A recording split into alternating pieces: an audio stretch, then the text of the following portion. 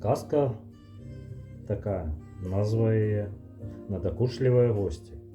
Жылі два браты, гаспадарку мелі невялікую, ды так-сяк кідаліся. Прыехалі да іх аднойчы госці. Два гультаі гулякі, аднаго поля ягады. Прынялі браты гасцей як трэба, пачаставалі чым мелі, павесяліліся як умелі. Тым часам мінае дзень, мінае другі, тыдзень мінае, а госці і не думаюць дамоў выбірацца, п'юць, гуляюць, ды яшчэ і гаспадароў ад работы адрываюць. Надакучылі госці братам, пачалі яны думаць, як ад іх избавіцца. Думалі, нарэшце дадумаліся. Пайшлі малаціць, а там слова за слова, ды давай сварыцца між сабой, каб госці чулі. Меншы брат крычыць на большага: «Хоць ты і старэйшы, а ў крыўду я табе не дамся, будзем дзяліцца». «Давай!» — крычыць большы брат. «Дзяліцца, дык дзяліцца». Вярнуліся ў хату і пачалі дзяліцца. Падзялілі ўсю гаспадарку, дайшлі да гасцей. «Давай гасцей дзяліць, кожам меншы брат. Я возьму аднаго госця на сваю палавіну хаты, а ты другога на сваю».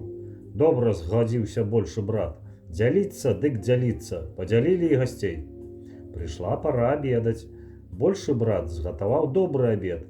Нават 2 скруткі кілбасы на стол палажыў, тое-сёе, а меншы наварыў капусты, ды і той ні з чымнай. Селі есці. Меншы брат кажа свайму госцю: «Няма ў мяне, дарагі гошт, чым цябе частаваць. Бачыш, брат усю скаромніну пры дзелязьбе забраў.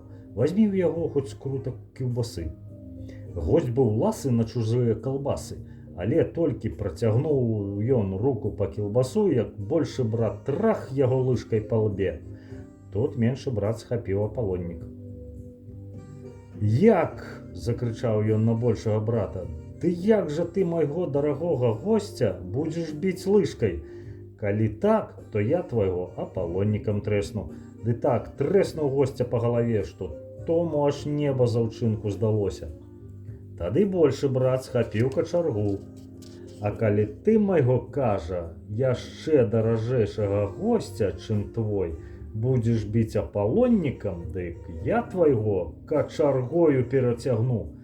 «А калі ты майго качаргою, — бушуе меншы брат, — дык я твайго зусім вон выкіну». І схапіў госця большага брата за каўнер ды павалок за парог. «Ах!» — закрычаў большы брат. «Калі так, дык няхай жа і твой ідзе за маім».